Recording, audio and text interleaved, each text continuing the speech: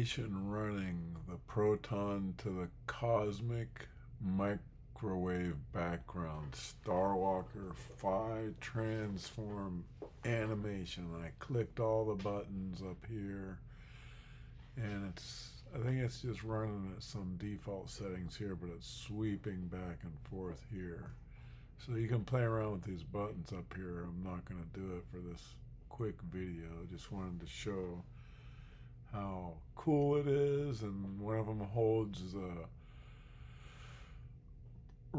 proton radius constant and sweeps the quantum numbers, and this other one holds the mass constant and sweeps the radius out. And that's why you're painting the proton all the way out to the CMB, and the CMB is painting back to the proton via the golden mean.